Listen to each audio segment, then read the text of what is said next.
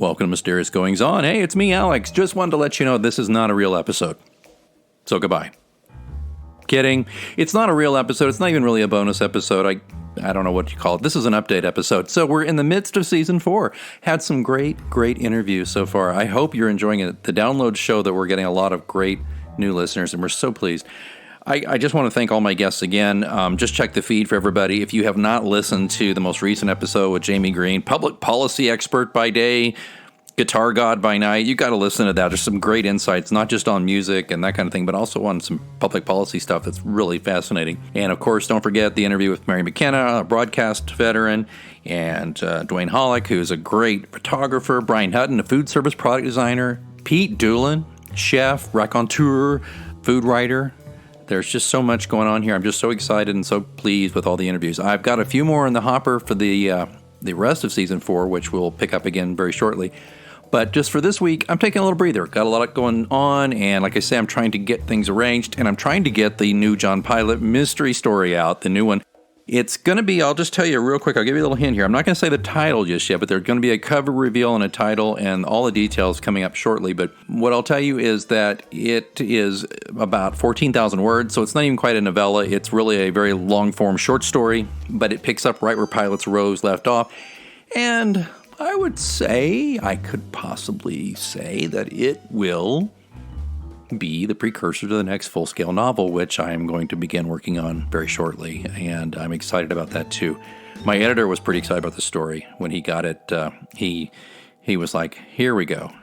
This is how you pick the stories back up again, you know." So, writing a series is not a sprint; it's a marathon, and so I'm just pleased that I haven't run out of gas just yet. So, very excited about that. But more details on that coming up. So, I guess I was going to wait, but I guess I could tell you I'm very excited about October.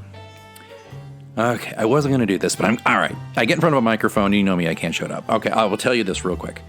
Have you ever wondered where the whole John Pilot mysteries came from? Have you ever wondered what inspired that?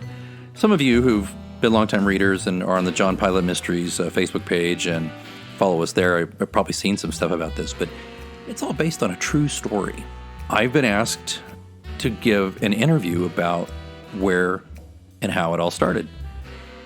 And so coming up in October, in addition to some other great stuff, there's going to be an interview with me about the John Pilot mysteries, which are based on a real-life incident that's in 1950 that began with a gunshot in 1950, and believe it or not, in its own way, kind of continued all the way up until another gunshot in 2010.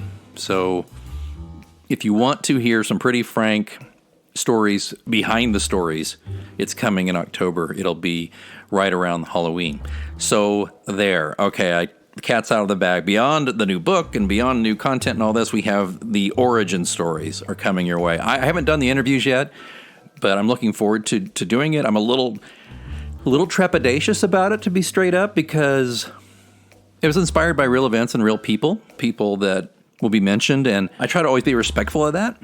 I have a lot of affection for the town that I lived in, that was where all these events happened and that inspired the whole thing. But it's time. It's been 10 years of these stories, and I fictionalize so much of it.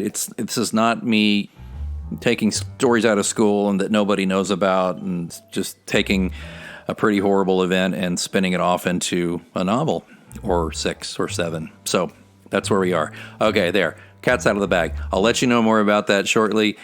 Don't forget to visit the show page, mgopod.com. Also, really could use some reviews for some of the books on Amazon if you get some spare moments. And, of course, just go to amazon.com and, search J. Alexander Greenwood or John Pilot Mysteries. You can find stuff there. If you're onto Alexa, I'm updating the Alexa skill for Mysterious Goings On. Just go to amazon.com. There's a link in the show notes, but you can go to amazon.com and look for Alexa skills, Mysterious Goings On, and you'll get some updates of stuff that you won't find anywhere but there. It's just a little bits of tidbits, trivia, that kind of stuff. I'm trying to update it 5 days a week. Some weeks I don't, some weeks I do.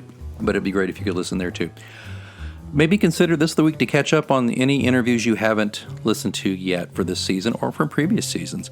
Don't forget, beyond season 4, we've had a season where we have interviewed a bank robber. We have interviewed a Grammy-balloted musician. We have interviewed other writers like Eden Bailey, Jason McIntyre, Michelle Stinson Ross. There's just On and on and on. There's so much content there, so much for you to dig into. And I guess I'll just ask for a review on Apple Podcasts or wherever you get your pod, if you wouldn't mind. A good 5-star review helps other people find the show. Okay, I think that's all I have for you. I know as soon as I turn off the recording, I'll remember what I forgot to tell you here. But other than that, I just wanted to let you know we'll be back on track with fresh new content shortly. But this week, it's a catch-up week for you and for me. I'm going to let you go now. Thanks so much for indulging me as I let you know what's going on for this week. And until next time, keep reading.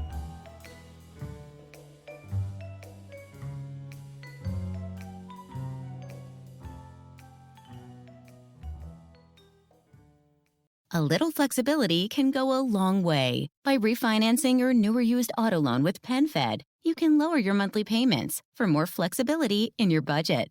You can even schedule your first payment for up to 60 days from the date of your refinance. Calculate how much you can save at PenFed.org/autorefi or call 1-800-247-5626 to apply. Membership is open to everyone. To receive any advertised product, you must become a member of PenFed, insured by NCUA. A little flexibility can go a long way.